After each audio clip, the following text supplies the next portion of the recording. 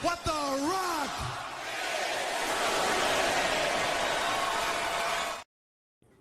Recording live from three locations. This is Past Rock. I'm Patrick, and as always, I am joined by two golden men, Caesar, aka LCs. Yes, I have returned from my laptop being not good. So, good to be back, fellas. And Jacob, aka Bethke. Just flew in on the taxpayer PJ, enjoying my home country, watching a little hockey. No biggie. Yeah. So we can start with the happenings in Italy a little bit here. The Winter Olympics does wrap up. We got to see maybe the most dominating performance in hockey history from the U.S. women this year, getting their third gold medal. Right, 1, 2, 3, yeah. So I wanted to dig deep into, because they played 7 games. They gave up a goal in the first game and one other goal in the last game. That's good. So that's a good stat. That'll prove point right away. That goals against has happened 2 other times, both by Canada in 2010 and 2006. But those were only 5 games played instead of the 7 that we went through here, and also some very different eras. Whereas in 2010, Canada scored 48 goals. In 2006, they scored 46 goals. In 2022, this one's crazy. The last Winter Olympics, Canada ended up scoring 57 goals. There's some Men or the women? Women. This is all women's. Okay. But just to show you how dominant that U.S. team was this year, the goals against per game, 0.29. The next best being 0.4 for those 2 Canadian teams. So all the hockey powers that be historically are the same for the men as the women. I mean, yeah, especially just women's hockey is not as big internationally as men's hockey is. It's gotten a late start. It's probably growing, but I mean, not to do the piss and vinegar, but like if you measure all the sports, hockey is still sort of, because it's got so many like barriers to entry that it's. I'd say this time around it's as deep as a field has ever been, but the top 2 are still the top 2. In the women's or both? In women's. Men's, it's always weird because Russia's not allowed to play, so there's always that. Right. That is fair. I don't know. I don't know that they necessarily be winning gold or silver every time, but they'd be tough as hell. They've got the best goalies in the world. Yeah. So there's some questions there. Hey, how many Olympics has Ovi ever played in? I could not tell you. And there's also the NHL missed 2 straight Olympics in our lifetime. That's interesting. So when did they decide that this was important enough to stop the season? So they missed what, 06, 02 and 06, I think. Yeah, the NHL guys did. Okay, so that's right around the lockout, the implementation of the salary cap. The game was going through some big changes here, but it might not have been 2 consecutive. It might have been 06 and 14 or something. I don't quite remember, but I know that the Canadian people are all mad because they didn't get Crosby missed out on 2 Olympics, which fair enough. That's Captain Canada or whatever. And it was the U.S. that didn't. I'm trying to see who.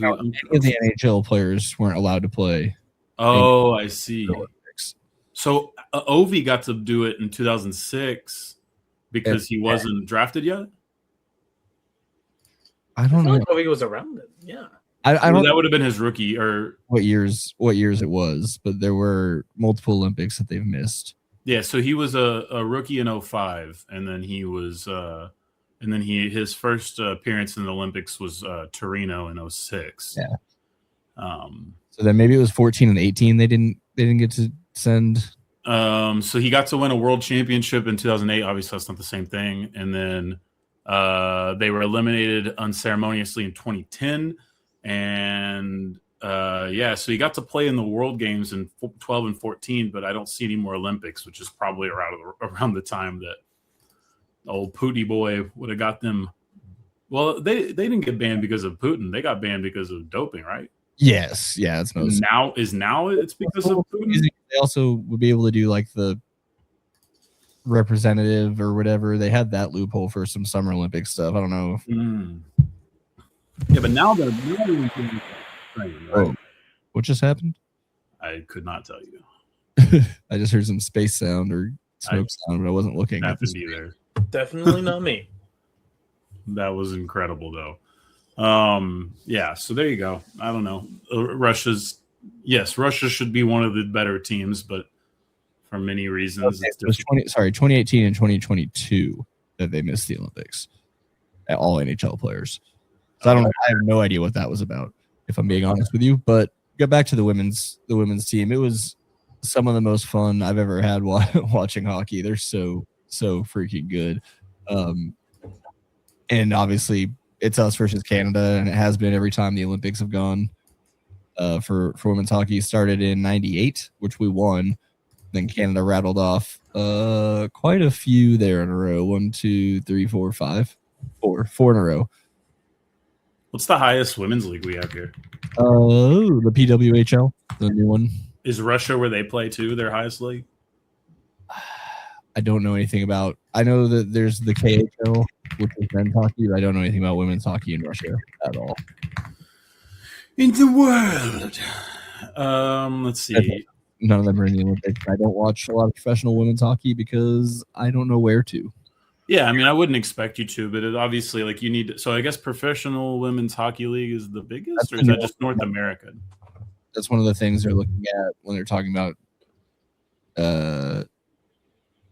different ways that. Canada's league collapsed in 19. Interesting. Yeah, I mean, this is tough because, like, honestly, I would have never really expected. Like, I think at this point, what is it? What is the women's soccer league called? There's a couple, right? NWSL? The big one. Yeah, I think that's right. I mean, at that point, I don't know what you would rank it on, but I would assume that is the only women's league that's toppled the men's league nationally, right? That's not bigger. That's bigger than the MLS. No way. I think it is. They're not broadcast on TV the way that the MLS is barely broadcast on TV, dude. You could get a Tubi partnership and be doing just about as good as they are. They have been the whole time. I think they're still vastly more popular. But I think because again, they're smart about where they've put those. Sorry, I need to correct myself. NWSL. Yeah, NWSL. This is a big deal. This is like all the rich people want to invest in it and shit. Like, it's actually doing very well. It's fine, but it hasn't taken over MLS yet. It might. Well, I don't know what the measuring stick would be, but I don't think that's a high bar to clear, is what I'm saying.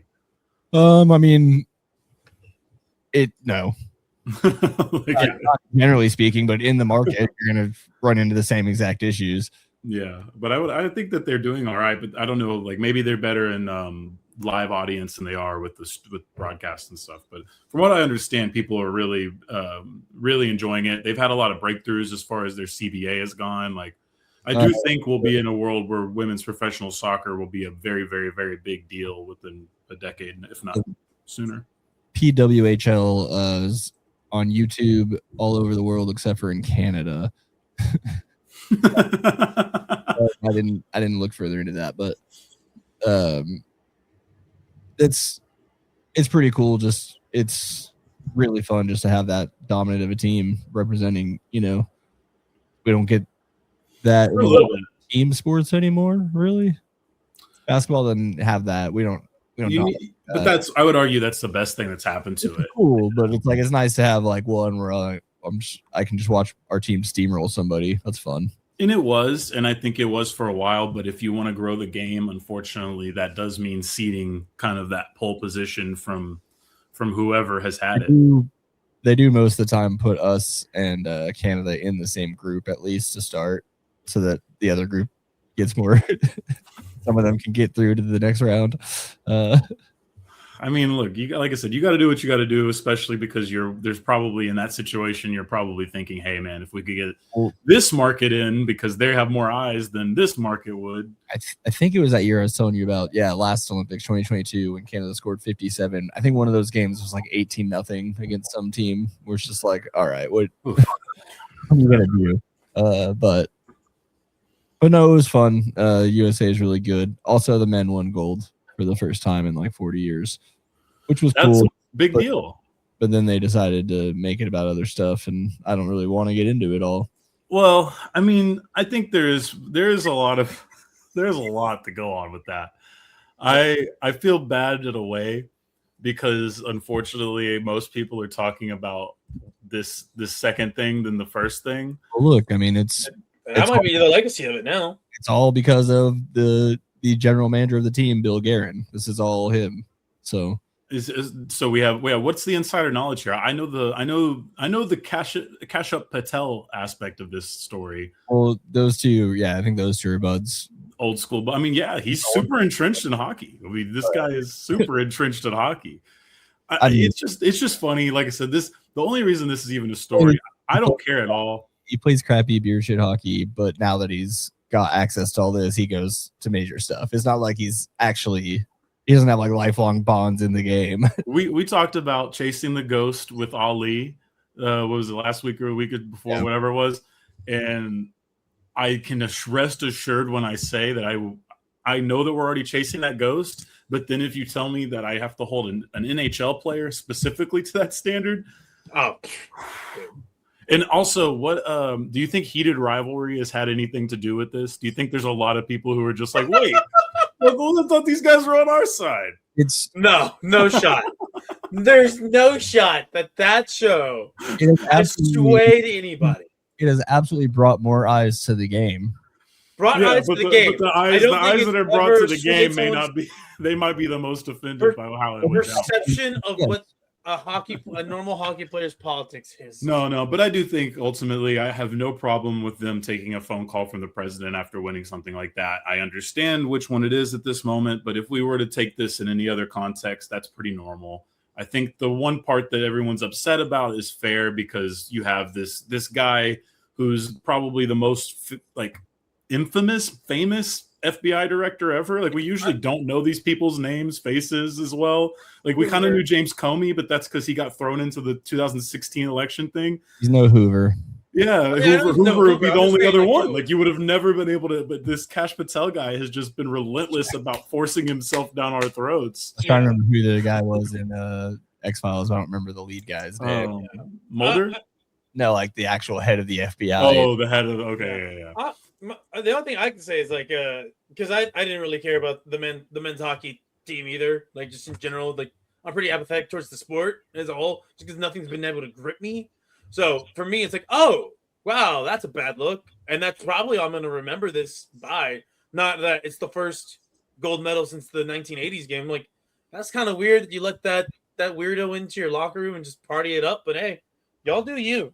Well, I mean, it makes sense. This is the culture of sports too. Even if you take the politics out of it, some rich asshole is going to buy his way into those kinds of locker rooms anyway. Yeah, but I think that it gets to a point where it's a little different once you see one side's like keep politics out of sports, and it's the same side that keeps trying to force themselves into sports. True, I do agree with that. No, for me, it's simple as Catch Me Outside. How about that? Was out there talking shit for 2 years straight about how we're wasting taxpayer money on this and this and this. And he was by name bitching at his predecessors for using the PJ. And now we've got this. We've got Dick Durbin trying to prove that it's turtles all the way down. It's just going to keep. This is awesome though. I'm glad this happened. Expecting something different for some reason. I'm very happy this happened because I think the funniest thing could be is for him to have to resign, not because of the outrage to this scandal, but because this scandal is going to open up the eyes to all the times he's been using the PJ. And like I said, it's one thing when you're flying to go see your girlfriend and that's getting reported on. It's one thing when somebody, which shooting was it? There was a Upper New York, right? Or something like that. In the Northeast, there was a shooting not that long ago. And there was a slow delay. But here's the granddaddy of them all. They were a day late to go investigate Mr. Kirk. That's not going to fly with sir. That's not going to fly, okay? Now you're pissing off the beehive, okay? So that's the part I do find funny in this. And then you also have like, he's probably also just not respected at all at the FBI, like at all, period, point. Sure. He's not even respected within that that base. Like I'm that's talking just about it's the just FBI such a base. it's I'm such a talking funny ass thing. voting Like base. you're the guy in charge of the FBI and you're just partying. Like it's funny as hell optics. But all that aside, I disagree with Caesar to some extent. I will remember that the US broke through here. This was a big deal. It was a big deal. It was a great finishing game. It was just unfortunate that it was Well, at we 7:00 in the see- morning Yeah. and it ended Yeah. in viral sensation that nobody predicted. And the last point I'll put on We'll is see. you don't want to see any gold medal game decided 3-on-3. I mean, I'm happy we won, but that's just a disgrace. You can do that in the prelim rounds. I get it. You got to like save the ice for other people to use, but not in the gold medal game. You should just do the 5-on-5 and play it out the night before. But anyways, it was cool. It's really cool. It was a big moment for Team USA. Jake Ottinger gets his gold medal. He's back with the team. He's not playing tonight. There's gonna be a lot of guys. Tonight's almost like a B team squad for the Stars with the amount of guys coming back for the Olympics. Some hurt, some just resting. I also was going to ask you what kind of vibe shift does this have for the league? Like, what teams do you think could be the most impacted by us not necessarily the Kash Patel aspect, No, but even the White House visit yesterday? I'm talking about just purely we've been gone for almost a month. Some of us may have played some very contentious games against each other, and now we're boys again. that doesn't mean anything. Well, it could. Those guys compartmentalize. Once they're wearing this jersey, that's the jersey they're wearing, and I that's will agree with NHL players, but if this was any other sport, I don't know if I would agree with that. yes, I'm 100% with you on that. Maybe NFL, football, but we don't get to experiment football like this. yeah, not. I mean, Oh, definitely. guys go to division rivals all the time, so they can hit the shit out of some other quarterback. Yeah. No, it's gonna be. I think the impact is more just who can get the ball back rolling after being off for a month. You know, you haven't played with any of these guys in a long time, so that part's gonna be tough. Were there any teams hit hardest? Like any of the contending teams hit hardest by guys leaving? Does anybody have that stat at all? I'm sure someone does. I mean, we had 5-6 guys go, mostly for Finland. Mhm. Mika Rantanen's gonna be out for a while. I haven't really. Was there any big injuries during the? Crosby's out for a month. He didn't get to play the gold game or the.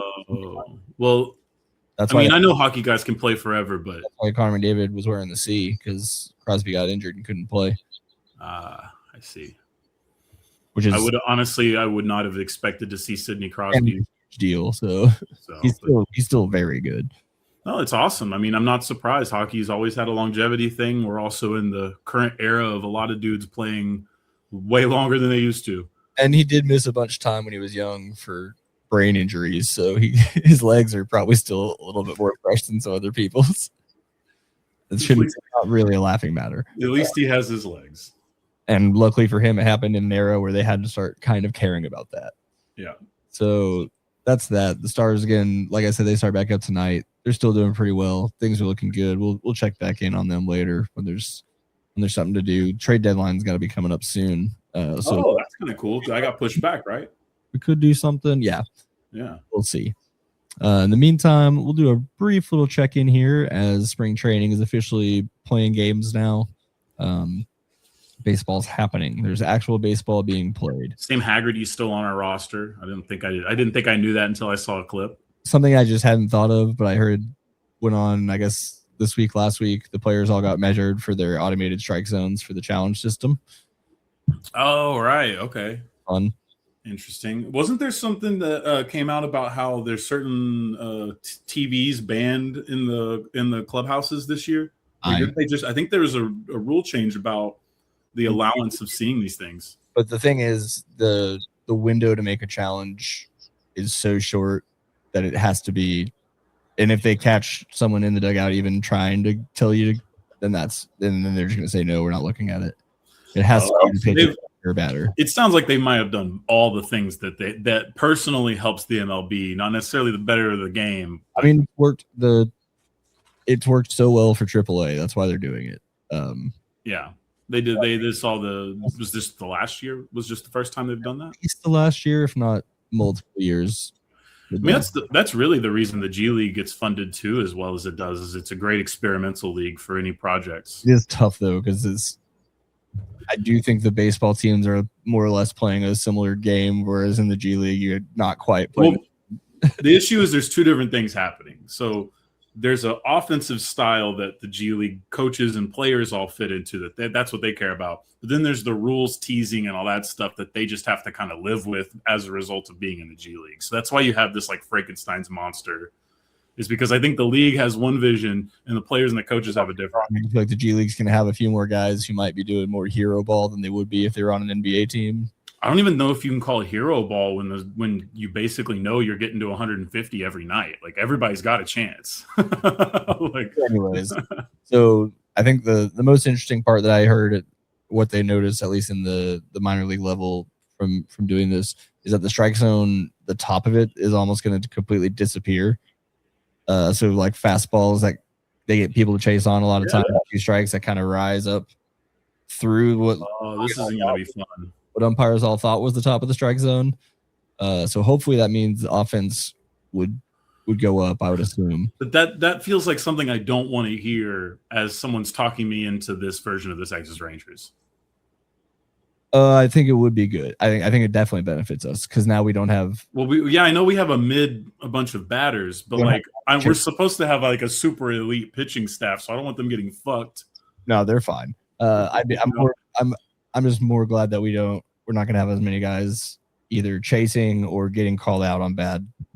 Wyatt Langford. We'll see what Wyatt has. But to be fair with Wyatt, he's still in the developmental stage. Like you could argue another year of this, that's who he is. He might be the highest ranked worst luck with umpires for bad calls in the league since he's been in. He just gets screwed every time he's up there. So I think this is for someone like him who's actually the most disciplined hitter.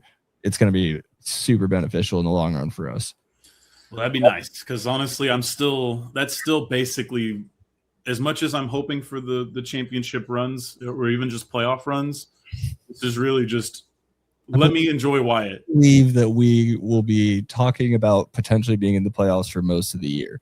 And then we'll see where it goes from there. But I think the pitching staff is so good, we're going to be around. I mean, I get what they did with it. It's just basically this offense is going to have to be Corey Seager healthy and Wyatt Langford, like undoubtable all-star. Also, you hope that by giving Josh Smith one job, that his second half of the year, he's... Wait, so where is he lining? He'd be second. Unless he's just going to take over second. Yeah, unless something crazy happens, that's his. Yeah, especially because we don't have to worry about anyone getting frisky with old Wallycott. And yeah, I don't know when he's supposed to. He hasn't even had his surgery yet, so who knows when he's in. Now that as soon as that happened, I was like, all right, cool. Now I don't have to think about this for a year. Yeah, I already was not expecting to see him at all this year unless things were going very poorly. I would have had that card in my back pocket, which I'm a little sad I don't, but it's okay. I'll persevere. My last little bit of baseball news is the World Baseball Classic is starting next month. They are playing some games in Houston. I didn't bother trying to get tickets to that. I didn't want to pay for it. Saw Paul Skeens going a little viral today. Oh, was he talking about this? He just said that America goes out. He basically just was like, I don't think he meant to, but he was sort of like, we're imperialistic, and so that should also be baseball as well. I don't think that's what he meant, but it's kind of what he said.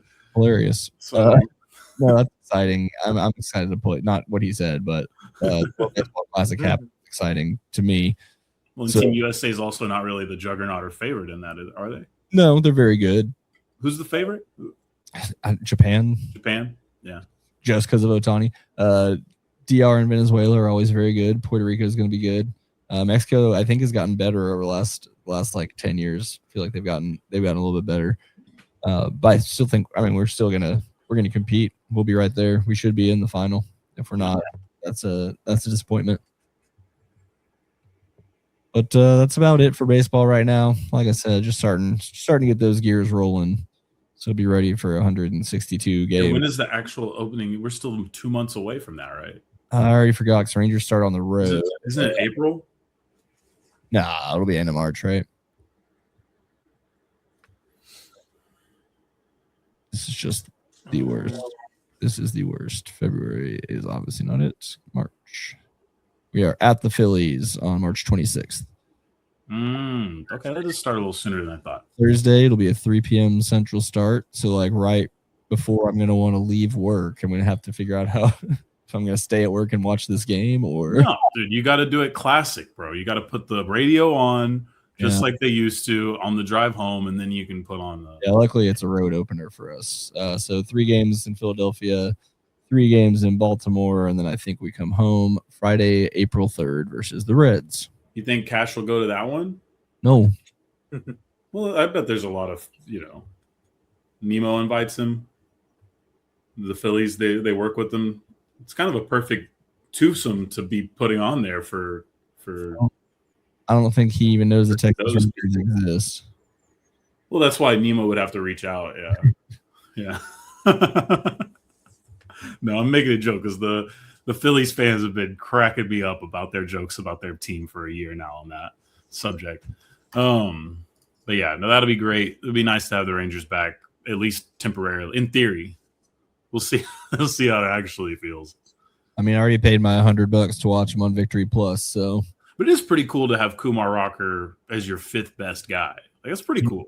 Rocker, Leiter, that's gonna be fun to watch all year. See what goes on there. I'm hoping that we don't have regression from Jackie Boy and he stays a solid 4. I think that's only gonna get better for a couple more years at least. Yeah, he really is a solid 3 or 4 guy. It's great. So. And yeah, it's the most optimistic. This is the most optimistic era I've ever had for the Rangers for a few years now. So it'll be fun. You'll get like 2 grown adults pitching. Hopefully they both stay healthy. Obviously, that's the big one with those 2. And you get this new guy. Sounds fun. Interesting. We have a new pitching coach I don't know anything about. We have a new manager I really don't know anything about. So it's a whole new. We do have a lot of the folks there. A whole second baseman. Your cousin's the first base coach now?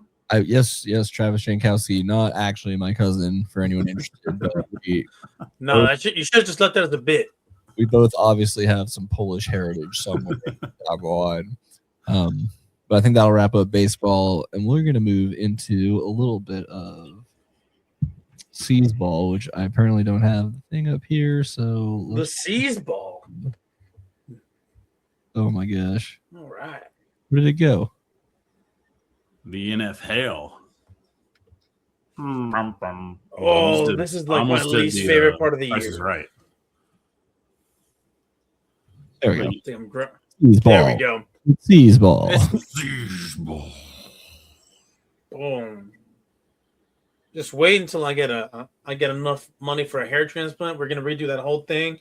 I'm gonna have just luscious locks. It's right there for that C's ball intro. Anyway, that's besides the point, fellas. Listen, there is not a whole ton that's going on right now, but there is something that we do need to acknowledge, and that is the passing of Rondale Moore. All right, so it's a very sad story. The reports are that he was found with a self-inflicted gun wound, and we've seen a couple of these stories now. I feel like almost every offseason for like the last couple of years, where a former NFL player ends up found having taken their own life. It is really sad. There is a lot that contributes to these things, right?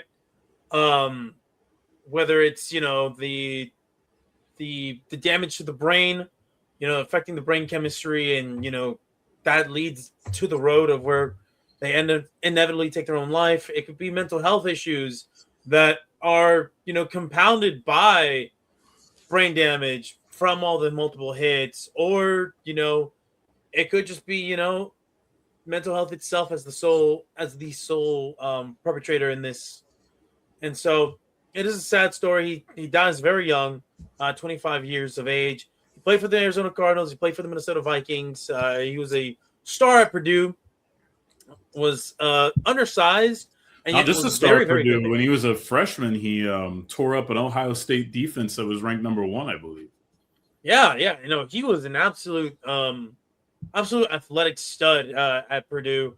The only his biggest knock was just like, was he going to be big enough in the NFL? Because he wasn't very tall, and he, at 5'7", he was built very strong though, for his frame. but he didn't quite click in the NFL. But that's not to say that he wasn't absolutely electric in spurts. And yeah, just a sad story all around. Really not a great way to transition out of this. But before I do try to transition, Well, I was going to say something about this. Yeah. Did you Yeah, see the absolutely, go for Jamal? Did you see the Jamal Adams tweet? I did not. I did see the AJ Brown speaking about mental health in the wake of Rondell Moore's death, but I didn't see. It's probably Jamal similar Adams. things. So Jamal Adams just made a very good point about these things, and I think we've done a lot of conversation about Anthony Davis and calling him street clothes and all that fun stuff that people like to do with injury-prone players. But it's tough right now. Anthony Davis is a little different. It's a little bit easier for him to stay in the league. He's getting those big paychecks guaranteed, all that good stuff, right? But for a guy like Rondell Moore, you have 2 season-ending injuries. You have just a consistent amount of injury rehab you're going through. This was, by all means, I think he was going to have some sort of success in the NFL. It was probably going to be moderate, but at least he was going to play 4 or 5 years. That's a decent amount of money you're making, all that good stuff. And then all out of your hands, seemingly, you have 2 injuries that handicap you back to back. And I mean, it was probably likely he wasn't going to make that active roster this year if he's still struggling to come back from 2 different injuries. So I think getting yourself off that routine, which I've also heard the way that injured players are treated in the NFL is atrocious unless you're like a super stud. Like a lot of these guys just kind of get thrown out of they're sort of just in their corner working on themselves. And that sucks. Most of these guys are very, very team oriented. And especially in a game like football, the locker room is almost always what they say they miss when they retire. So it's just one of those things where I think that as much fun as it is that people want to just dog on the injured guys, we're dealing this in the basketball again with this Peterson kid in Kansas, the college kid who everyone can't decide if he's healthier or just trying to quit on the team. And everybody's just kind of getting crazy with their version of the story that they prefer. And it's just important to remember, this is a really rare opportunity for these athletes. And I get it. No one's going to cry over pro athletes getting to do what they love because they make a good amount of money doing it. But it is something to remember. Ultimately, if you were working on a career and then you had something out of your hands, just rip that away and sort of leave you having to figure out to pick up the pieces. We're seeing sort of some of that in the tech sector right now, where there's a bunch of people getting laid off, having to either find work or reimagine themselves. We've seen it in years past, right? We've seen plenty of industry start to die out, and then people need newspapers, right? Like people have to reinvent themselves. It's very tough, and sometimes, this can lead to those things more than just the CTE. That can lead to the mental health issues that would cause something like this. I mean, we're 4 months removed from Marshawn Nealon? Not even 5 months? Maybe? And for Marshawn, I think it was a significantly different situation. He obviously was going to be fine as far as his job security. I think he had far more going on. It's just, it doesn't, don't know that we've seen such rapid incidents. Well, it's why I think it's appalling that the NFL doesn't think that they have any real responsibility to these guys. It's just doesn't take a rocket scientist to realize they're susceptible. But at the same time, modern corporate America is not super concerned with the ramifications of its actions. So why would the NFL be? Much like a lot of school shootings, you would have thought the Javon Belcher incident would have done something. But yeah, I mean, no, you're really right in calling out that one in particular, because what happened to Marshawn Nealon, again, very, very, very, very sad and tragic. And but it was sort of this not isolated incident, but it was not around this facility. It was sort of out of random. With Belcher, that was incredibly I still can't believe how quickly the NFL moved on from all of that. It's tough, especially because Pat Tillman deserves it. But, it's easy for them to keep Pat around and his image around for the political gains, because it works with their audience and it keeps them around. But it's not as convenient to keep Belcher in mind when I think arguably he should be just as immortalized as Pat Tillman. For sure. Yeah. All right. Well, guys, we'll move off of that one. Always sad stories. Always tough to try to move past, or not move past, but transition onto the rest of the league, especially when it is heartbreaking stories like this. But we must continue on. All right, to less heavier pastures for sure. We have some news and notes, gentlemen, regarding the offseason. Some players' futures are in doubt. Some players' contracts are up in the air. Some people might be moving here and there in free agency. And, of course, it is Combine Week. So let's talk about it all here. We're going to start off with probably the highest profile wide receiver that will more than likely hit the trade market. It is A.J. Brown. Now, if you haven't been following the story at all, A.J. Brown has been, to say the least, pretty disgruntled with the Philadelphia Eagles. Now, whatever his reasons are, I don't believe them to be money, and I'm not sure if it has to do with his relationship with Jalen Hurts, with Nick Sirianni, the organization as a whole. Nobody really knows for sure what it is. A lot of signs point to it may not actually be him and the quarterback beefing. So that's a good sign. But he's definitely not a happy camper in Philadelphia. And as such, there's been a wild trade speculation now. All that. And there's been reports that he even asked for trades during the season.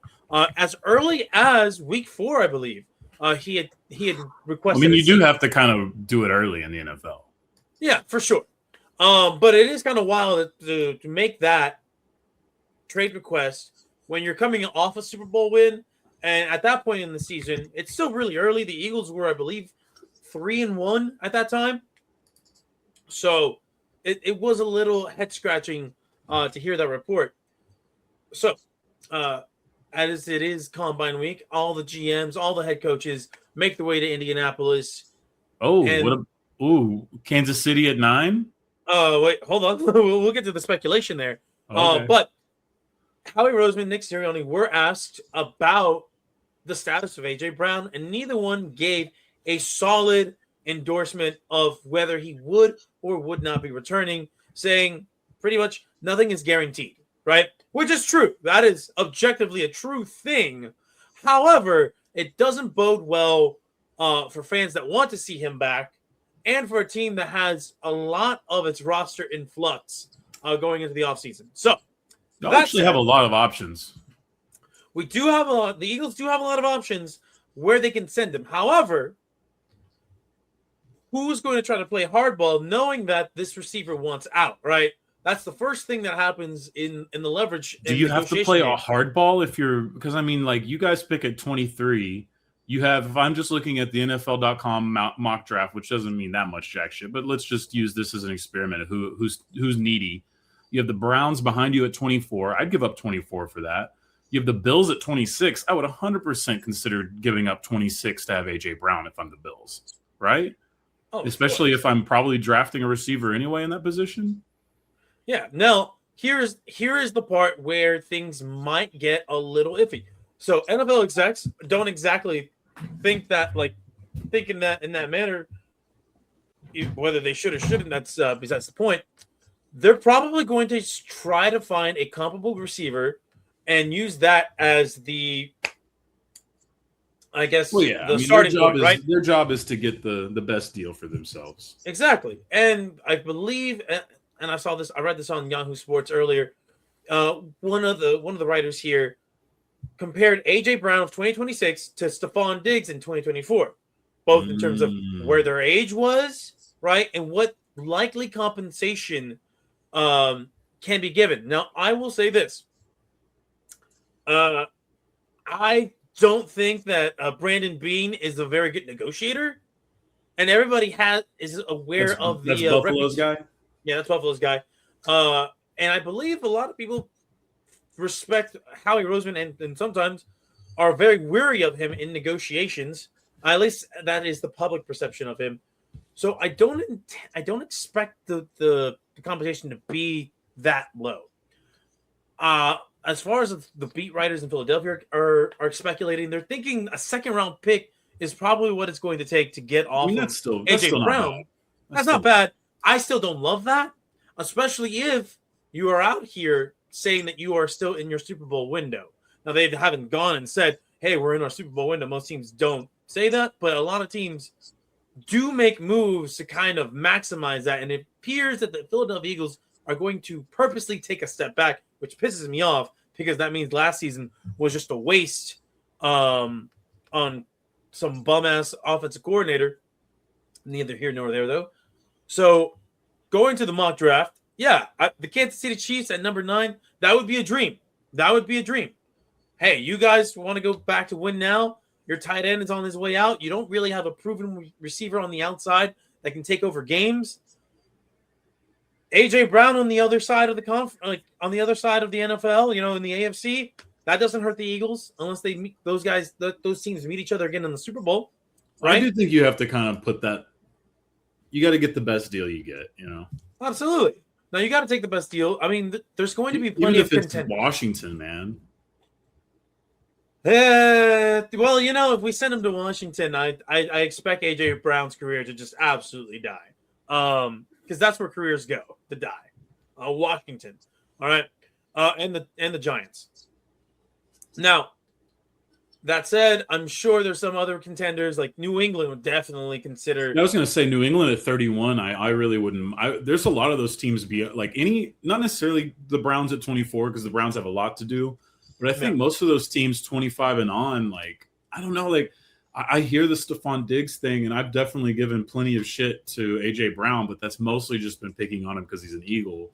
It doesn't seem like he's the guy who, on the fall off. It seems like he plays on a team with another really good receiver and also a team that doesn't really. They don't throw at a high volume. They don't throw at a high volume.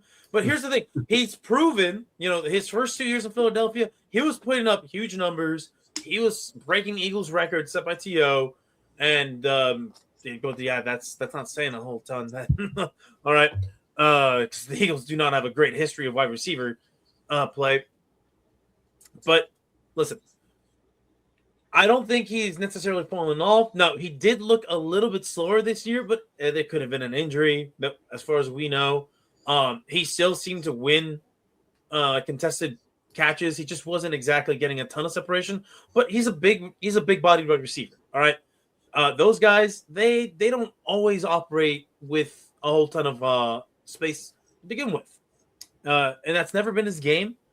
His game has always been predicated on just being the more physical guy on the outside. And when he was in Tennessee, outside and in the slot. So it'll be interesting to see. I think New England is the one that Patriots fans have been calling for since Mike Vrabel joined the team as their head coach. I would personally hate that just because I don't want them to get their way. However, if it leads to another first round pick and the Eagles can either use that first round pick to move up, package their first and another to go get themselves one of these, touted wide receiver prospects early in the first round, I'm all for it. And if not, well, then fuck, I don't know. I will be sad to see it. What if you draft Caden Proctor? Would you play him at the receiver position? I don't really know too much about that guy. He's the guy that he's the Alabama tackle that DeBoer put out and had catch that. Okay, gotcha. Route. Yeah, no. Although I would love to have another offensive line. Currently, NFL.com currently, guess what team they have him going to? Don't tell me the Eagles.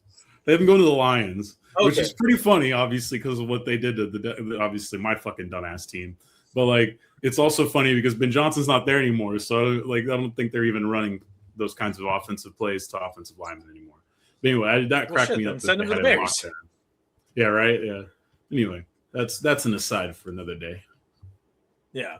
But yeah, as the combine, as we get more information about the combine and we start to see how the things are shaken with wide receivers, I'll be more interested in speculating. Oh, hey, maybe they can trade for this draft pick and move up to get this guy. I am not outside of Carnell Tate. I think, Carnell Tate. I'm not as plugged in with this receivers class as previous years. I'll say that. Now, we move off of AJ Brown. We got to talk Dallas Cowboys because SEO. And and because we all live in the DFW for the most part. We got to talk about Brandon Aubrey, the biggest weapon on the Dallas Cowboys team. Bucky, what is this about him wanting more than $10 million? Now, I've seen this be debunked, but I've also seen some people say it may not necessarily be debunked. Yeah, maybe debunked. Who knows who to believe in the negotiation world? But yeah, I mean, we initially got word that the Cowboys have already made a signing, guys. That's one thing we don't have to go in on it, but that is pretty crazy. I don't think that's happened in a minute. They re-signed Javonte Williams. Yes, yeah, Javonte Williams. They re-signed him. Really nice deal. It's like $8 million a year. That's not bad. I'll take that. He was really good for us. He's not going to be the main guy. I'm sure there's a way for them to ejecto Cito button because that contract if need be. But he earned it for this year. I was just happy they got it out of the way. It allows you to start figuring out things. That was the next plan. All right, now let's get Aubrey done. It seemed like maybe that would get done quickly, and then maybe Cowboys fans could even start looking forward more. But then, deja vu, brother. We're in a contractual battle with the kicker. I get it. This was pretty good. I get it. I like Aubrey. I don't want him to go anywhere. I do feel like there's like I could pay this much money to Minkah Fitzpatrick potentially. You know what I mean? Like I could like it's just really tough to hear the kicker number, but I get it. I respect it. They should do it to some extent. I think over 10 million is pretty crazy, but it's also possible that's not exactly at all what the number will be or even close. I think 6.3 is the highest, right? Is like currently take him to the highest. I think it's 6.4, but it's yeah, that's Harrison Butker's contract. Yeah, currently. So if you look right now, which is what they're using in negotiations, he's at 7.3 cap hit next year. Butker is. Jason Meyer, Kai Fairburns at 6.9. Okay, so yeah, I mean the precedent is sort of for him. I'm sure a lot of the agents' discussion is maybe not a lot of, but there's definitely an element of you got this guy for literally next to nothing, and he's been the best at the craft the whole time. So pay back a little bit, please. And to be exact, in the rumors, at least, the rumor is that he balked at a $7.5 million deal annually and is asking for 10. His agent, yeah, whatever, whoever. So that's, again, it's tough to believe. Clarence Hill was the first person to let this one out. Clarence is definitely not like gonna butt heads with this. He's usually just sort of, I don't know if plant is the best word, but he's not necessarily the most critical of their work, I would say. So I wouldn't be too surprised if that was specific. And he's been with the Cowboys beat for fucking ever, like maybe 20 years now. So I do think it's possible that if Pie Boy was playing a little bit of media tactics, that he would call Clarence before he called anybody else. Now, I will say this. You said this in the chat, and I would agree. Listen, if this is real, there's just some actual validity to him wanting 10. I'm gonna side with Pie Boy. I'm like, listen, there are some pie right here. You want $10 million worth of pie for a kicker. And you got to tell Daddy to sign that check. And last time Daddy signed that check to a kicker that big, he got Vanderjacked. Yeah. Listen, you pulled Brandon Aubrey from soccer. I'm sure you could pull somebody else from soccer and do something similar. It may not be the exact result. It might be a step down. But geez, $10 million? That's a little crazy. Although I get it.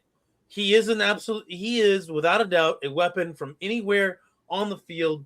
From inside of 50, he's almost automatic. From outside of 50, his range is incredible, and you can count on him. I mean, I believe he has a career percentage of like 88%, which is nothing to scoff at.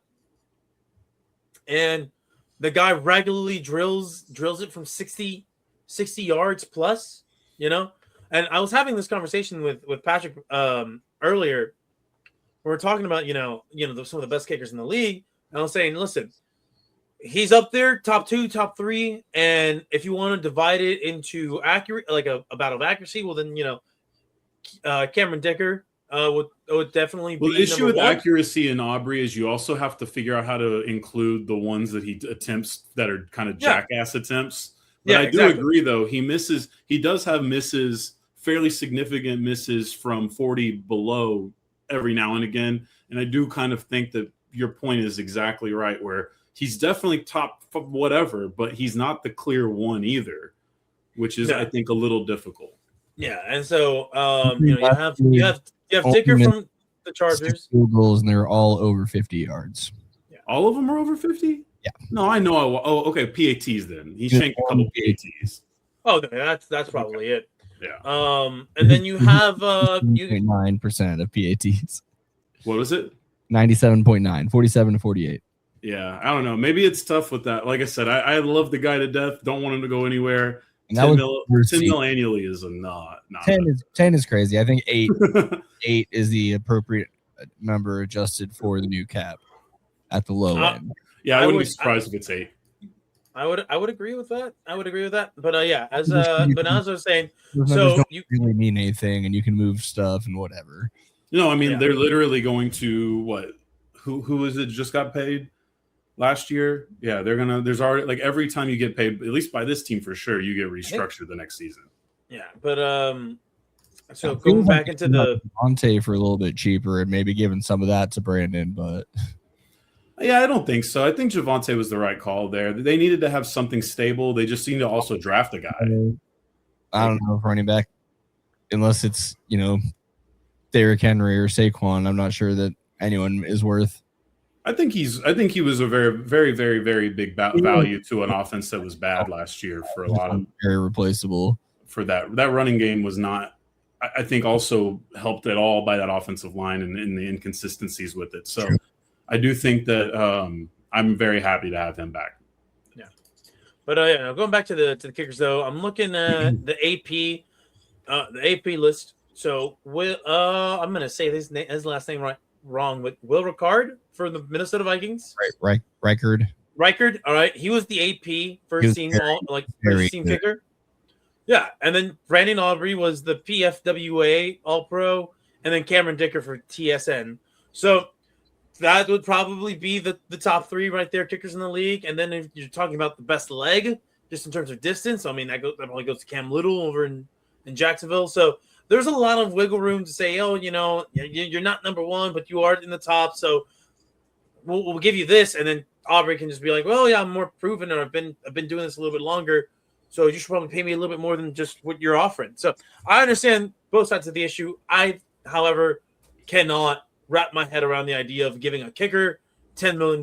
So Brandon Aubrey, sorry, Brett, you're just not going to get $10 million. I mean, the only difference between him and basically the rest of the league last year is he kicked 4 more 50-plus yard field goals than anyone else. And he ends up missing some of them, but and he's also got a second-round tender to it. yeah, that's funny. I like that. Yeah. So, yeah, I guess he's more than like, but then I don't. Yeah, either way, it's funny. It would have been funnier if we didn't have Pickens and they had to franchise tag him. They're gonna sign him at 8. But yeah, that's that on Brandon Aubrey.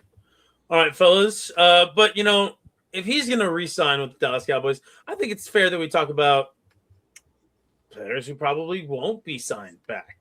All right, and it's time for some free agent talk. All right, and I think what I'm going to do until the start of free agency is just go down the list of the top, however many, and I think we should start from the top down, right? Of the free agents in this year's free agency class. Now, I'm going to be using the NFL.com's top 101. I mean, I agree with the placements of all these players, but it is interesting. So who they have listed at number 1, fellas, as their number 1 free agent, and this one might come as a surprise, it may not to some others, because he is building up quite a bit of hype, as there's many teams with quarterback uncertainty going into this year, and a weak NFL draft class.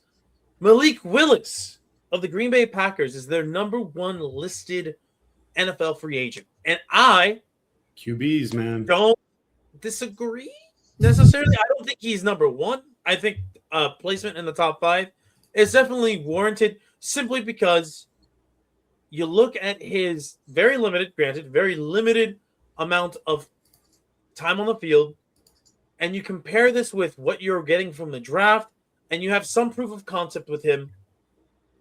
You've seen the physical tools, strong arm, great legs, and was able to work within a not so simple offense. He was working in a Matt LaFleur offense, which is part of an offshoot of the Shanahan McVay style of offense, which really does dictate that the quarterback always be on time with the ball.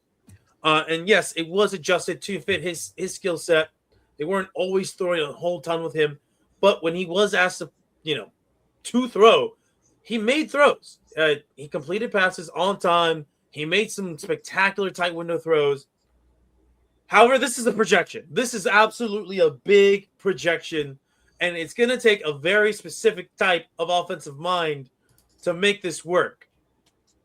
And so I've seen some landing spots thrown out there, like the Jets, the Dolphins, the bottom barrel teams, especially with the Dolphins. Their GM came from Green Bay. That checks out. The defensive coordinator that's now the head coach, came from Green Bay. So maybe Green Bay and Miami might work something out where they're like, hey, well, you take Malik Willis and maybe you sent us something back here or whatever. I don't know. Well, I don't know what will happen there. It will be interesting to see how that plays out. Honestly, Malik Willis, if you care about your career, you're just gonna try to see if you can maybe wiggle your way into Pittsburgh. I'm just saying. That might be the best spot for you for a stable work environment. Did you see the trade rumor about the Cardinals trading for the number 1 pick, trading Kyler Murray for the number 1 pick? That is funny, and do you enjoy how far? Do you like everybody? There's no shot. I blame my league for this.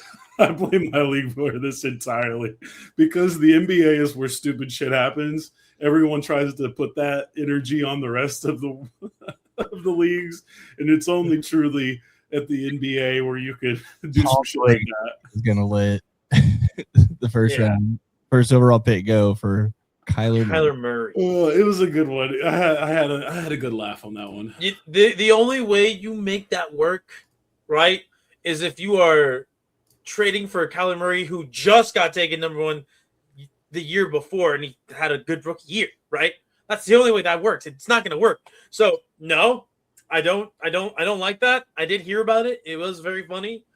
Kyler Murray's out of Arizona. Whatever happens, he's out. Yeah, he's not for the first round, not for the number 1 definitely pick not for a draft, first round pick. But... Nope.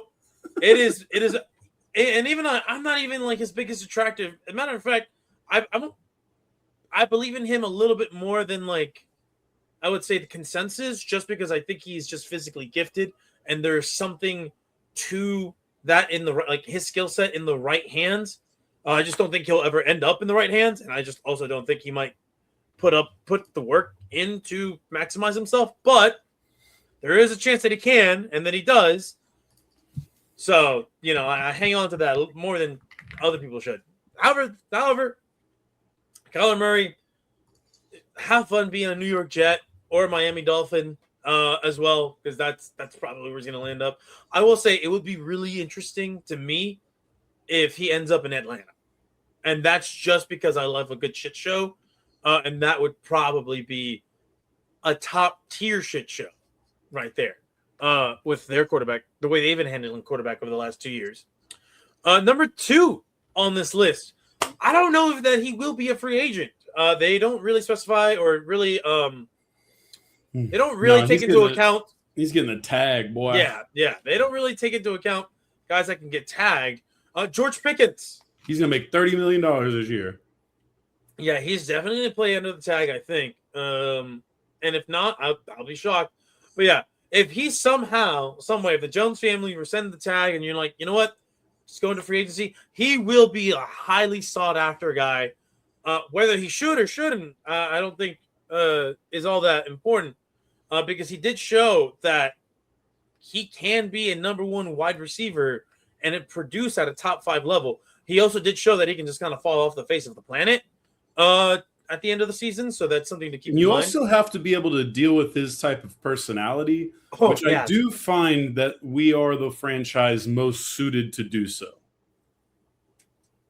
I would. I don't know if Shoddy's the right coach for it, but this organization's definitely the That's right. the right coach. They're not ever going to hold him accountable for anything. Well, unfortunately, that's the problem. Is Shoddy has been trying, and I think it's this funny game of, does Shoddy actually want to do this, or does he want to just look like he's trying to do this? I think it's the second one, but there's been a lot of attempts.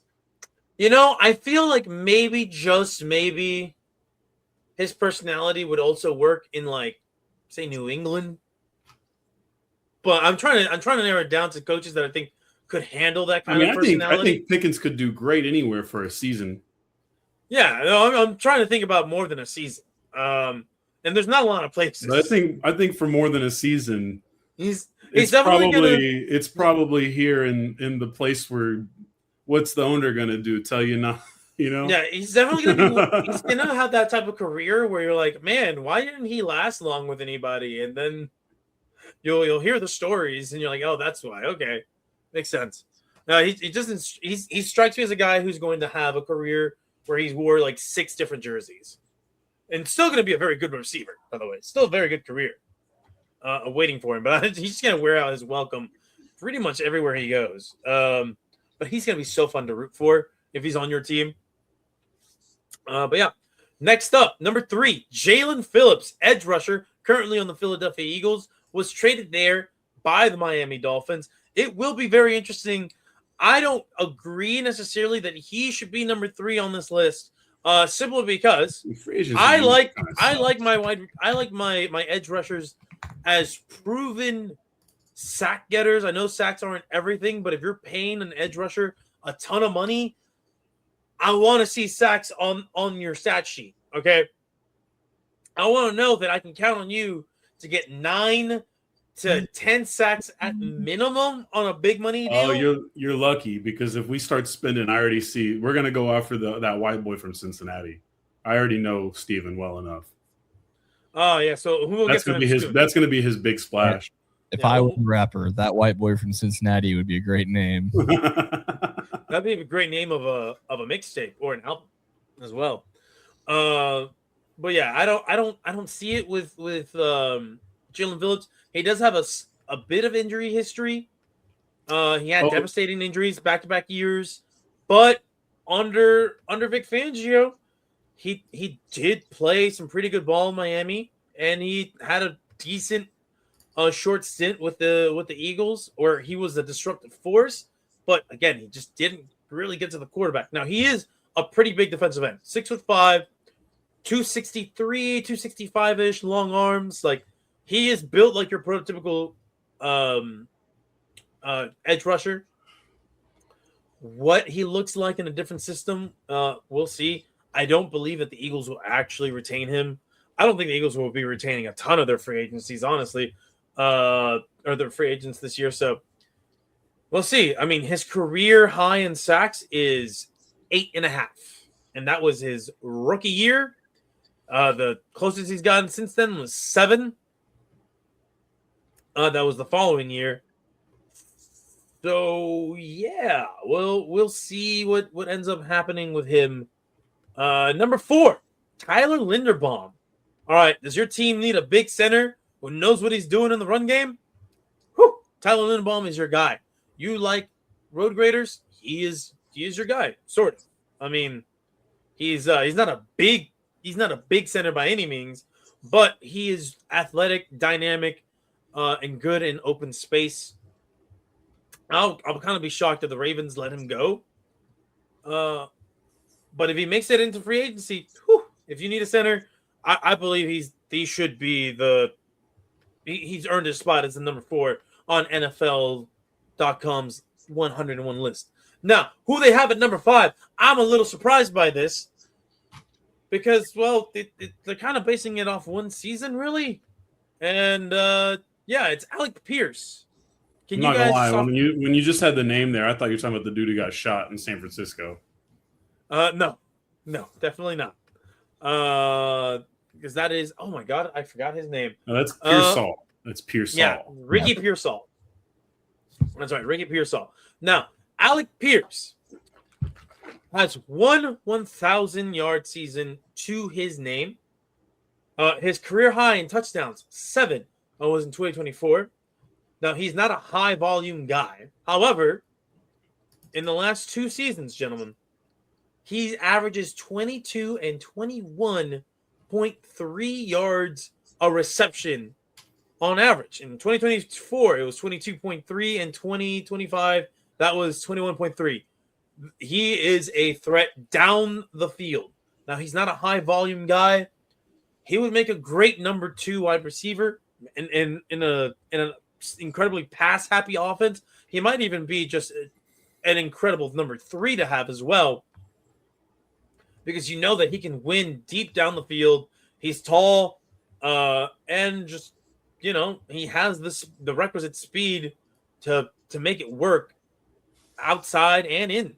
So at 6'3", 211, he's not a small guy, not a physical, you know, monster like say like DK Metcalf or AJ Brown, but definitely can high point the ball and win on deep ball. So I don't know that he should be 5th, but I'm not entirely mad at his placement on this list. And yeah, I guess, you know what, we'll fit in a 6th because you mentioned him. I wasn't gonna save him for the next week, but Trey Hendrickson, that white boy from Cincinnati, as you said, Bethke.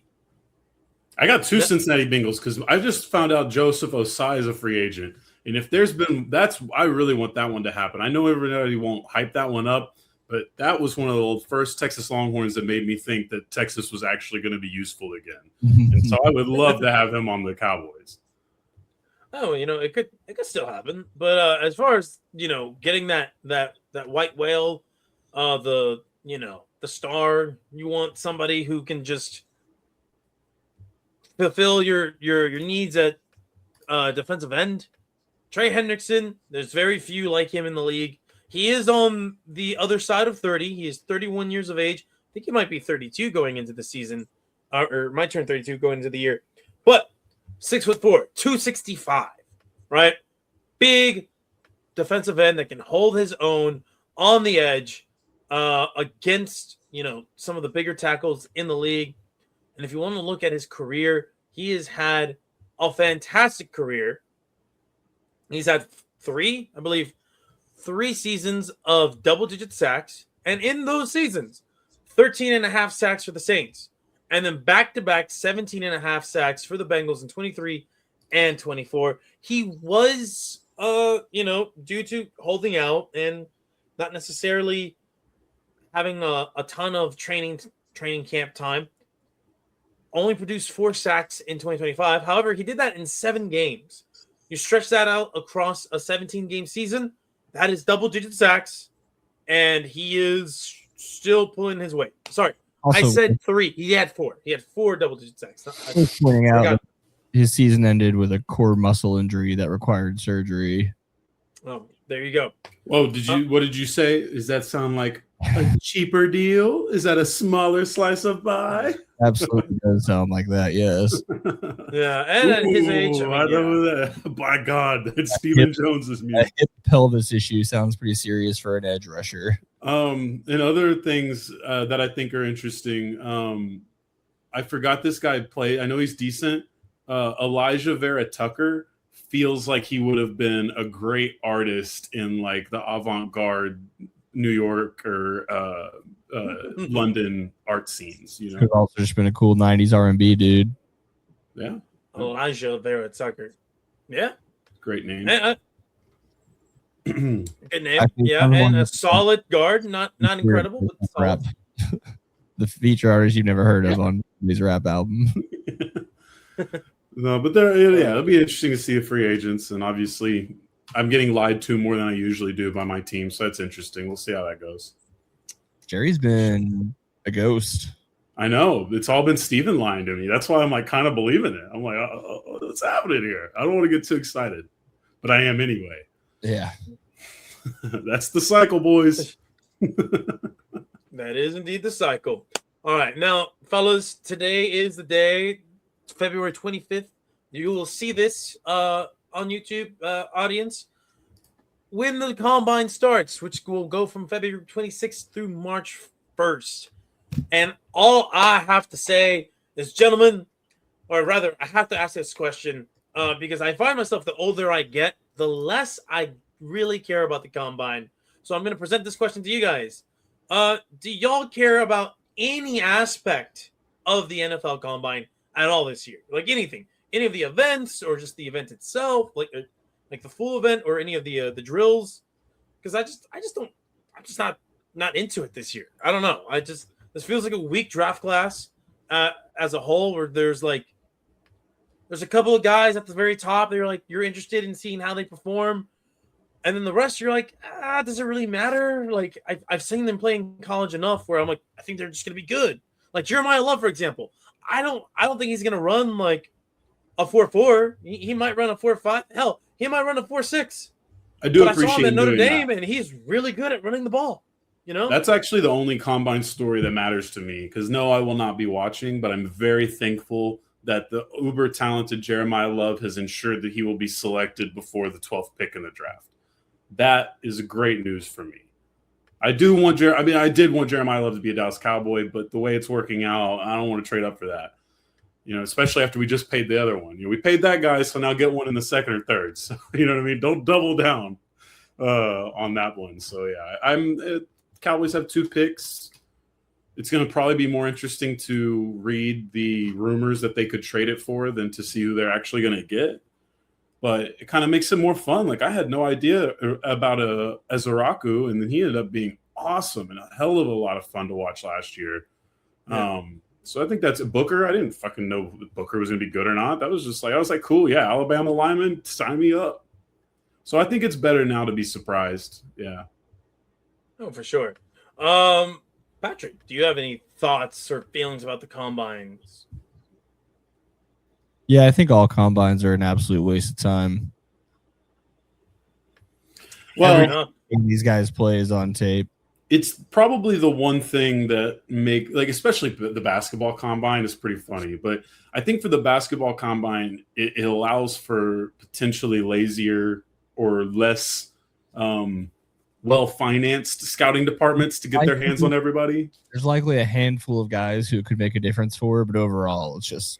I think it's great for your G League teams. I think it's great for your, for finding that second round guy that can actually crack a rotation. But are you ever going to find Nikola Jokic again in that process? You didn't find him that way the first time. Right. And I think it's the same for a lot of these leagues. I will say the NFL is more perverse about their questions. Oh, or at least they get outed the most for it. Oh, I don't know if any other league gets outed for asking players the most invasive questions ever. Well, it's a lot easier to do opposition research on only a few guys in basketball versus the 50 million that you have in football. Let's be honest. I don't think they give a shit in basketball if you're a lottery pick. They're like, no, we can't really. Your talent, we kind of have to take what we get. Yeah. I think with the NFL, there's less of that. Yeah. Now I'm gonna say this about the athlete. There are, like I said, there are a handful of prospects at the draft that I am interested to see how they do at the combine. I'm not gonna watch the combine, but I will check to see how they did in certain drills or what their measurements are. Because listen, NFL teams are really weird about some of these things, and for a lot of these guys, whatever drill performance they put out there, it could have them falling to my team. And now some of these guys, they're locked. They're locked in the top 10. They're locked in the top 15. And so there's nothing you can do about that. For example, Fernando Mendoza. It doesn't matter if he runs a 6 flat, right? It doesn't matter if he throws at the combine. I'm really sure he's going to throw at the combine, though. He's going to be the number 1 overall pick. So after that, you have guys like Carnell Tate, wide receiver. does anybody really care how fast he runs? He's a great route runner, and he can just get separation, has good hands. I'm more interested in like guys like Desmond Bain. All right, Reuben Bain. Reuben Bain Jr. out of Miami is the one that I'm looking at the most. I want him to fall into the 20s because he was an absolute stud at Miami, running roughshod over offensive linemen. And I'm like, hey, listen, there's all these stories about him having short arms. I'm like, hey, who gives a shit if he has short arms? If he gets inside the block or he's just strong at the point of attack, doesn't matter, right? Or, you know, some of these other offensive linemen, like a Francis Maigoa, I believe is his name, out of Miami. I'm interested to see, like, hey, how is he doing these agility drills? Is he a guy that's gonna fall in the draft? Reason being, he's 6'6". He's probably gonna weigh in the 330 range. If he's quick side to side, maybe even has a little bit of a burst, I wouldn't mind him falling down to the Eagles and being the heir apparent to, you know, Lane Johnson. But for the most part, as an event, I'm just like, I don't care. They hype it up all the time. They're gonna have Rich Eisen do his little run. They're going to have somebody who gets hyped to shit about, is he gonna tie the record or break the record for 40 times or whatever? And I'm like, yeah, it doesn't matter. And some of the guys don't run or don't do the 40, don't do like the verts, so you don't really know how explosive they are. From a numerical standpoint, you can only just go based off the tape, which at the end of the day is the most important thing to use when evaluating these players. Now, for some players in the late rounds, crushing it in the combine will definitely help you get drafted in the later rounds. It might turn somebody from an undrafted free agent to a 7th round flyer. Somebody who would go in the 7th round might go into the 5th round because they're like, oh, wait, this guy ran how fast? Well, yeah, you know, we can give him a shot. We can give him a shot.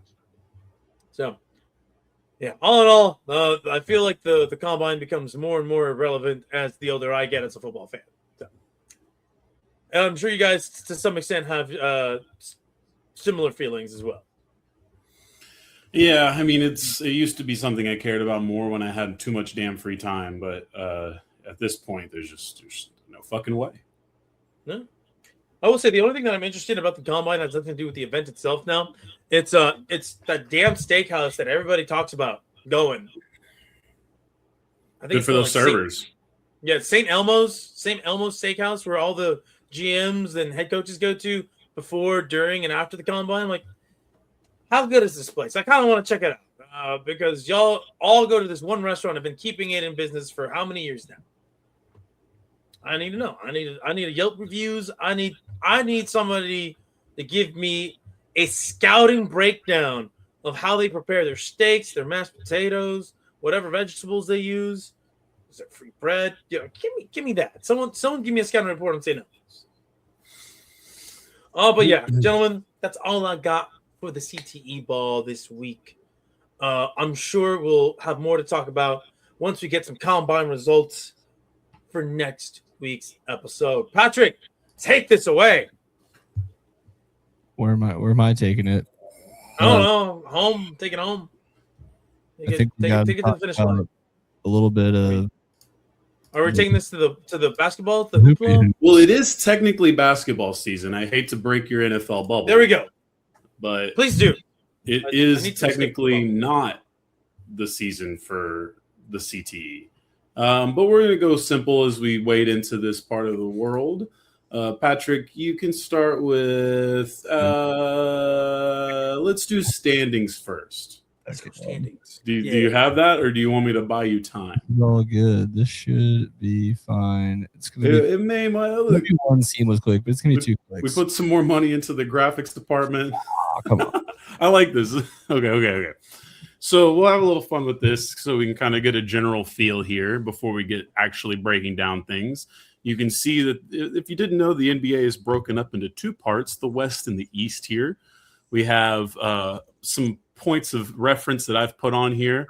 We have the silver line, as I like to call that. It means Adam Silver decided that instead of these teams just being playoff locks, they'll play in that little mini tournament.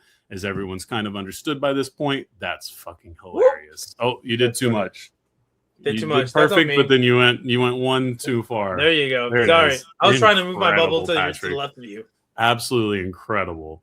So yeah, as you can see where Patrick's head is. And then you have the lottery losers.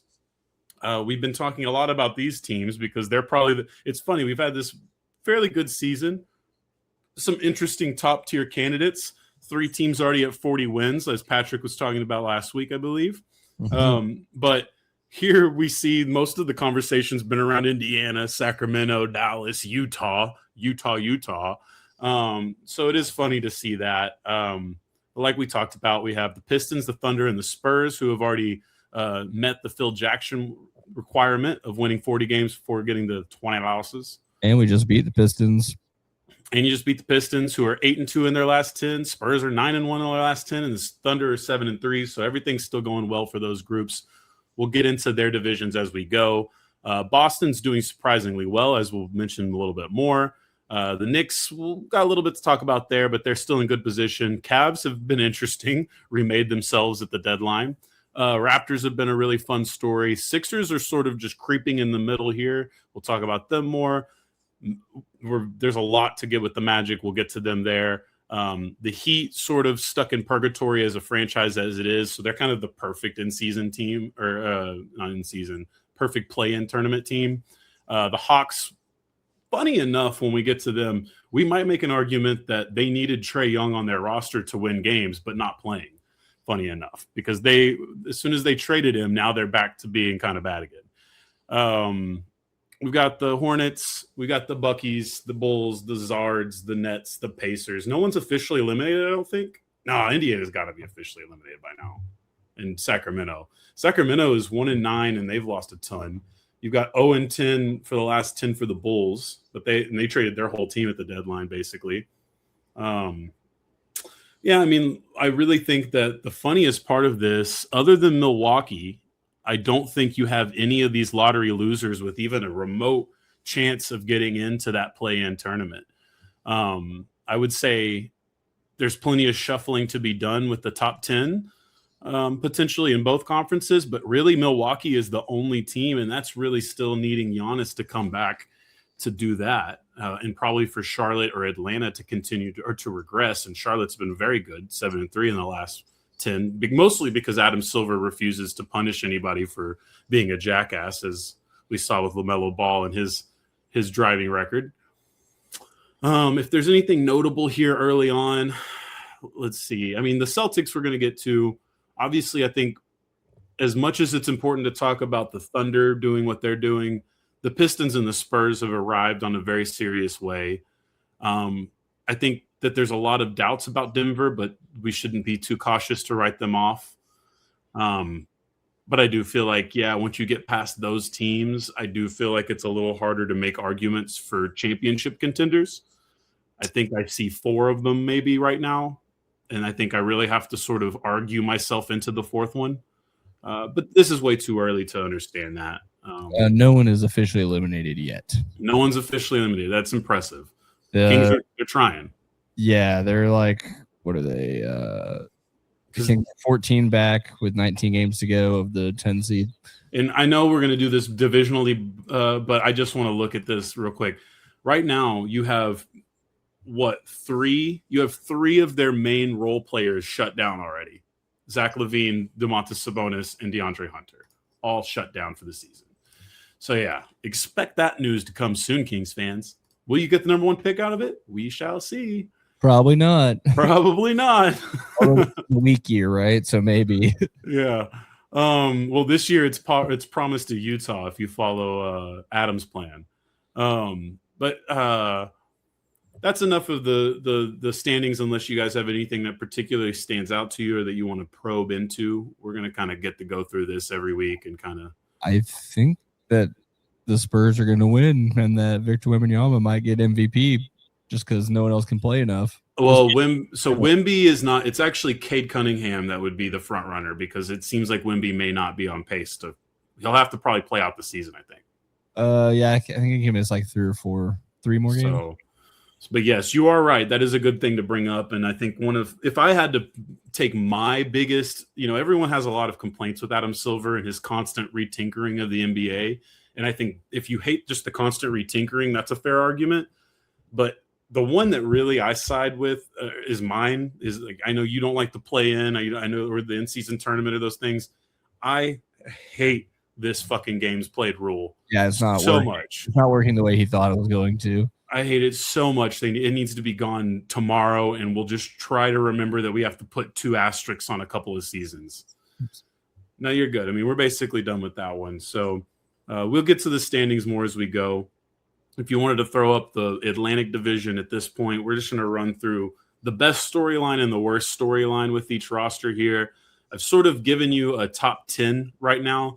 I've went traditional PG, SG, SF, PF, C. The B's are just bench 1, 2, 3, 4, and 5.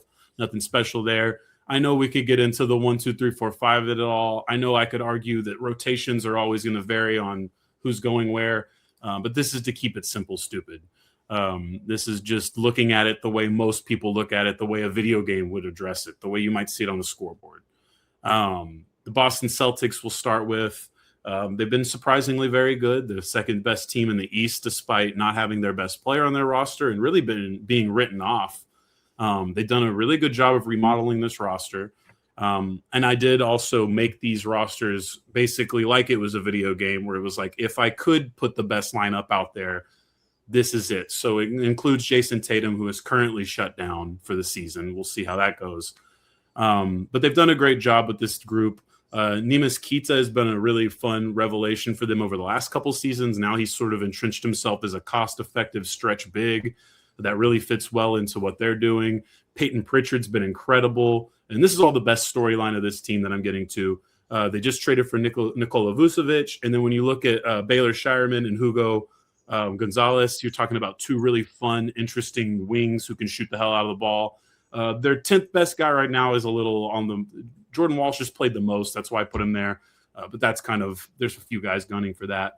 Even if you get to the playoffs, you're usually not using 10 guys, so it doesn't really matter what 10 I have. No Caesars and 2 Patrick. The worst storyline, I think, for the Boston Celtics this year is the will he, won't he with Jason Tatum. Mavs fans were kind of going through this a little bit with Kyrie Irving, and then everything kind of made it obvious for Kyrie to just go ahead and take that announcement formal. We actually got a report today from Shams that Jason Tatum is doing 5-on-5. So not only has this been a really good revelation season for Boston, who we thought was sort of just done with it, but there's in the second position. I think it's still hard to take the Pistons completely serious in the East. And if Jason Tatum's back and this isn't risk to his health long term, then I think this actually might be we might, funnily enough, be talking about the Boston Celtics as a championship contender once again. But we'll pump the brakes on that a little bit as we go, because it does hinge a lot on Jason Tatum being Jason Tatum. Is there any Boston Celtic related information or news that you guys care about with this season? Not the Celtics, man. Not the Celtics. It's almost St. Patrick's Day. Yeah. Remember when we used to all wear green for that? The Bulls would wear green. TCU is putting a shamrock in the Horny Toad's mouth for their Ireland game. Oh, that's nice. I like that. That makes sense. That's not like having the Bulls or the Knicks wear green. They did not go for the full green helmet for TCU, no.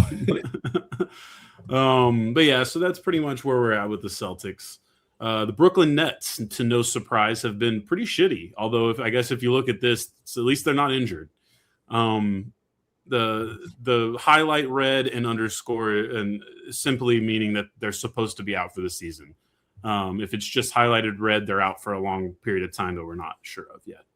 You have a lot of rookies here. You have Denham, Traore, Wolf, and there's one more too there that doesn't even crack my top 10 for them. So they went young. Then you have MPJ as sort of your vet leader. He rehabs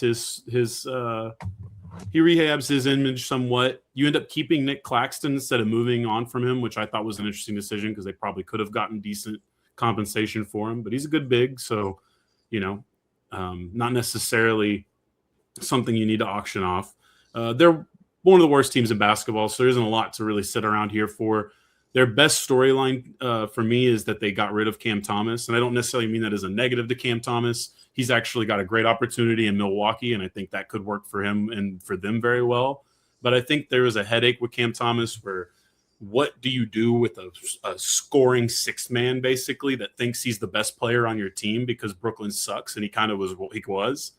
You trade him to Milwaukee where they have that established player, where they have established players, and where he can just go be the six-man scorer. Or I guess he didn't get traded. He got cut and then signed with Milwaukee. But either way, I think for Brooklyn, that clears up your basketball operation in the way you want it to, because he's happy. He's not there. The locker room's in a better place because everybody's where they should be, more or less. And you're allowing kids to grow in this situation because, again, you're fucking shitty. And that's what the worst storyline for the Nets is you drafted 5 first-round picks, and they've all played a lot of basketball, which is why you've lost 40 games before you won 20. The reverse Phil Jackson. Anything Brooklyn related, I definitely don't expect any. No. I mean, that's a corner conversation. Probably the most interesting team to talk about here are the Knicks. Yes. I would say they haven't done a lot with the roster, but the best storyline for me for the Knicks this season is their trade deadline acquisition of Jose Alvarado. You're talking about a New York kid. You're talking about bringing that Puerto Rican energy there. Both of those things are really fun for the Knicks, what they represent. Obviously, New York as a city has such a massive Puerto Rican population, I would assume, second only to Puerto Rico itself. And so that's just great to have. He's also an incredible energy guy for a team that wasn't exactly deep. When you look at their 10, you have a great starting 5 that you understand that's the starting 5 you've been trying to grow with. Deuce McBride is really fun. He's been injured most of the season. Landry Shaman has been really good for them. He plays that wing, gets the scoring done. Not a great defender, capable in the team setting. But Alvarado, or GTA as I have him listed on there, Grand Theft Alvarado, is just the kind of energy role player you need to win a championship. Mitchell Robinson's pretty good. And then, again, to talk about their depth, Jeremy Sohan is more or less their 10th guy right now. How's that going? I mean, he's barely playing, right? Because the Knicks are the Knicks, even in the regular season, of course, when it was Thibs, but even into this season, it has still sort of, been a very tight rotation throughout most of the year. And so Sohan has played a little bit, and I still think that he's the guy that they're most wanting to bring off the bench and earn more minutes. But I would say he's still going to be doing that for the rest of the season, at least, is earning whatever minutes he can get. New York is the largest Puerto Rican population outside of Puerto Rico by it's 4.6 times larger than Philadelphia is in second place. Nice. Well, interesting. Nice. That makes sense too. I guess Philly's not too far away. But yeah, so that's the best storyline. Juan Jose, or not Juan Jose. God damn it! I keep hitting him with JJ. Yes. So Jose Alvarado, very good player, very fun for this team. The worst storyline, if I'm the New York Knicks, is maybe the Giannis rumors were fair. This is a very, very good starting lineup. If you go back to the 90s, they had an incredible starting lineup. 5 really good players. But what did the Knicks win in the 90s? An Eastern Conference Finals. Unfortunately, that was honestly probably with one of the worst teams that they had of that run, funny enough. You had Patrick Ewing. You had an incredible, what I would say, A- kind of star, right? Maybe just an A. The issue I'm looking at is maybe this team does need an A+. Jalen Brunson's incredible.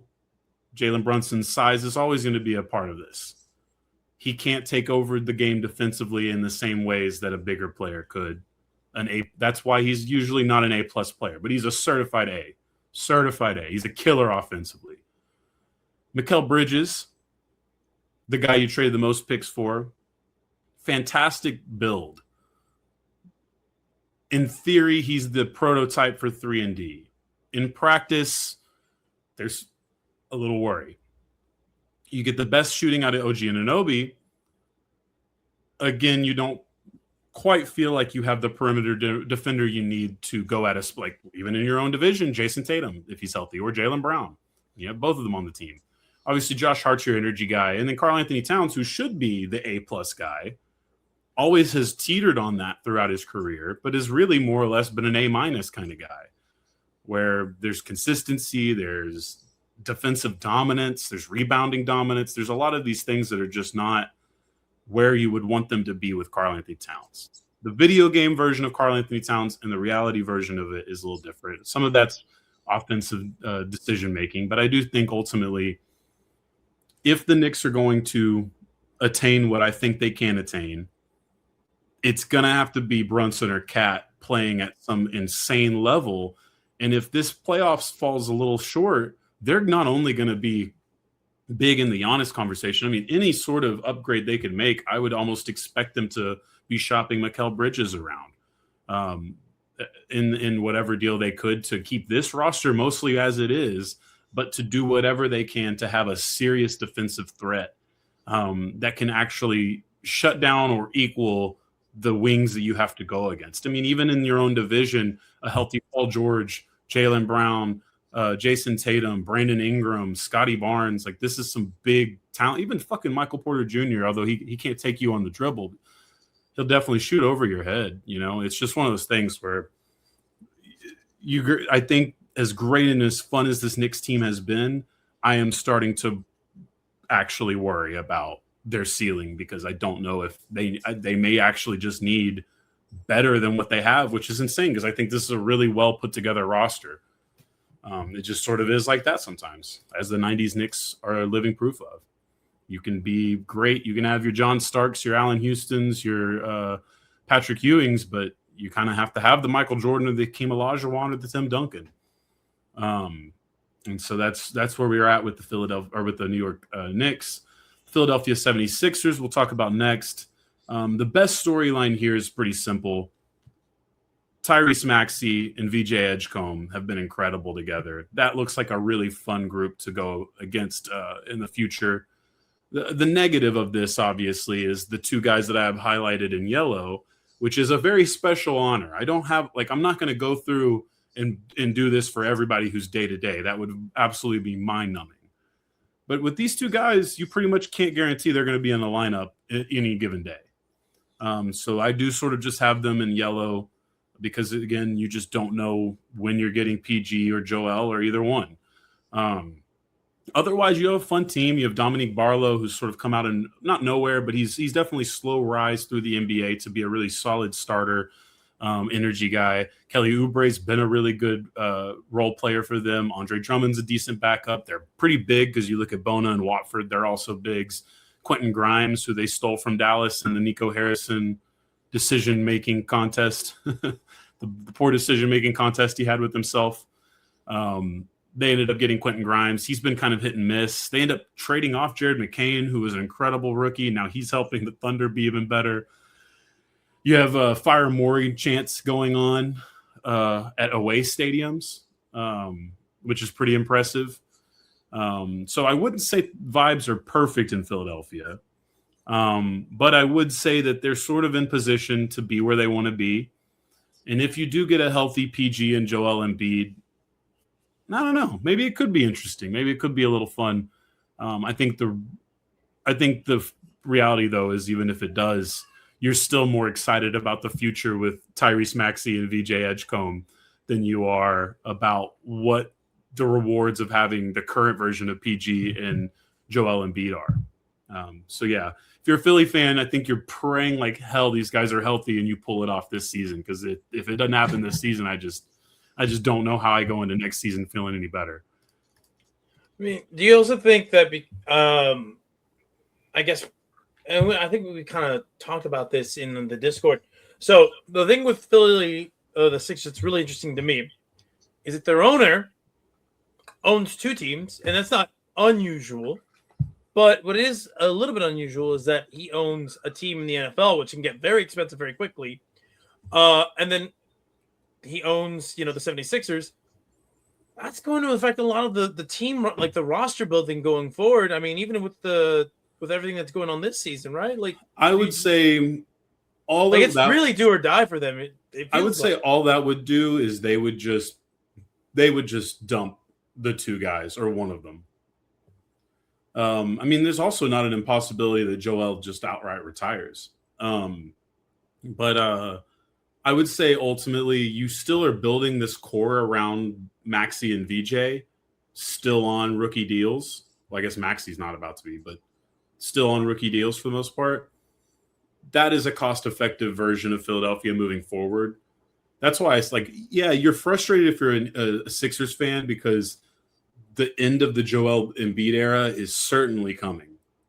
Like it's this season, it's next season, it may already be here. We like, that's tough because that guy really revitalized basketball there, and he was really fun, and he really bonded with that city in a way. And I know that they wanted him to succeed more than probably they wanted a lot of things to succeed. Maybe not the Eagles, but I think pretty close, right? Yeah. And then obviously getting Paul George was a big deal in that move because, they basically had to get rid of James Harden because he hit the button on Morey. So it's frustrating, but I think if you're the Sixers, you easily pivot from this for the most part. Like I think you get rid of that money. Somebody will take Paul George or Joel Embiid. Somebody will do it just to try it. I mean, not again to shit. I don't want to shit on Davis, but like I think that Washington understood. They're like, we're in the position where if this guy's going to give anybody anything, it's us. So fuck it, we're going to do it. Fair enough. Then you have the final team, the Toronto Raptors, who's slowly been rebuilding in the years since Kawhi decided to leave. It's been a few of them now. This is the first time I think we've really seen an identity with their team. Siakam really tried to, but it was difficult because you could tell that they weren't really building the same way. And then OG Anunoby was basically forcing his way out, which he obviously ended up doing. And so this team sort of just was building around Scotty Barnes for the longest time, waiting in mediocrity to shit. And now they're in a really interesting spot. Brandon Ingram, the best story for their season is Brandon Ingram by a mile. We've kind of always known this when the Lakers drafted him. People really thought that could be the guy who saved the post-Kobe Lakers. And maybe if LeBron doesn't join them, that's the truth. But ultimately, he got moved on to New Orleans for Davis. There, he sort of continued to show how great he could be, but never the consistency. There's injuries. There's just a lot. It's New Orleans. Gets to Toronto, and I'm not saying it's been completely perfect, but this is the BI we all sort of thought was going to happen. And he's been incredible. He's fun to watch when he's on. I mean, I know the mid-range isn't for everybody, but he's more or less just a lankier version of DeRozan, so I'm sure that's fun for these people to watch. You got RJ Barrett's a kid who is obviously from Canada. Dad played for the Canadian team with Nash, so that's a big deal, even though who knows how long he's going to be there. Scotty Barnes has done a great job of developing. He's an all-star. Colin Murray-Boyles has been really talented. That's the CMB there. That's the kid they just drafted. They stole quickly from New York, basically, when they were trying to get rid of him. They're not running out cash money businesses. No, not cash money. But the interesting thing, and I think the worst storyline for me for the Raptors, and maybe I could be just a little out of touch here, but I think the worst story here is probably that there's a couple of investments you currently have that are going in a different direction than you want them to. Jakob Poeltl has been more injured than not in the recent times, and that's why now you'll see I have currently Colin as the starting five, but if you watch, they've basically been alternating since the All-Star break came back. One game it'll be Colin, one game it'll be Jakob, and obviously that's also based on who they're playing. But Grady Dick, I think, also has taken more of a step back than definitely the meme fans. The meme fans were really hoping that they were going to get a lot out of Dick, but they're getting a little Dick, and then they want more Dick. Your boy Mamu has been really good for Toronto. It's a little frustrating. I mean, good for him, but yeah, he's been really good. And honestly, I have him as the ninth guy for them, but I think realistically he would play maybe even over Sheed and Walter in most situations because he's got more experience. Feels like he might fit in pretty well with us right now. But no, yeah, he probably would, especially because I think Champagne's really talented, but I think that fourth spot could get replaced, and maybe that would take the Spurs over the top. You gotta make decisions, but it's okay. But yeah, I mean, I think this Toronto team's been really fun. Like I said, Brandon Ingram's been a revelation. That's why they've been one of the top 6 teams in the East all season and will continue to be. I think the question for them is how good is this playoff run? Is this team more substantial than not? Is probably the question that most people have on their minds. But I think right now you got to be excited with BI and Scotty. You also got to be excited knowing that if Giannis ever does hit the button, that you have RJ Barrett and Emmanuel Quickly and even this young kid Colin Murray Boyles or Jacoby Walter, or like I said, even Grady Dick, all these guys who have shown some talent. They're still very young and I would argue probably the best package for Giannis comes from Toronto. Of course, if Giannis doesn't just say, I'm going to LA or I'm going to Miami or New York. I mean, you could Kawhi him. You could, but I think we've long passed the ability to Kawhi. Hilarious if that happened to Toronto twice. Well, and I also think the Kawhi situation's hard to replace now because there's no longer the free agent movement there once was. So the Spurs had to be a little proactive. They were quite aware of what was going to happen. They needed to do what they needed to do there. The difference, I think, now is this is the only way to move, is to more or less force your way out of the situation. And not just force your way, kind of specifically say, because of my cap number, you only have so many options you can take. And I'm not playing in Toronto, so I'm going to – and he's already threatened to walk on the Bucks as it is, since he did the whole call sheet thing. He's still threatened to walk and been like, I can just be a free agent in 2 years. And so, it's one of those things where I will see. I personally think Milwaukee's still going to continue to press and pull every lever they can until they're out of moves completely. But if it does happen, Toronto is probably the best actual package you can get. And so that's fun for Toronto. I think that it's a great division to start with. Let me see who I've got on our divisions next week. The Northwest Division. We will be talking about the Northwest Division, which isn't a good one, or is a very good one in some ways. You have 3 teams that are very interesting and very important, and 2 teams that aren't as much, but they're both interesting because, of course, it's Denver, Minnesota, Oklahoma City, because, of course, that was Seattle. We will get that fixed if there's relocation. And then Portland and Utah. So the Northwest mostly makes sense. I wanted to go back and forth from East and West. Yeah, I mean, look, Nikola Jokic is still potentially the best player in basketball, and until someone dethrones him completely, I still give Denver that shot. Maybe SGA, maybe Wemby are passing him, and we just need time to tell that story. But until it does, it's still Nikola to me. Obviously, Ant-Man's incredible. Minnesota's an interesting group. And then, of course, like I said, the Thunder might just be laughing at anyone trying to compete with the Thunder. It's tough. I think Wemby's going to forever be stuck in this thing where unless you really know ball, it's hard to realize the difference he's making on defense just existing.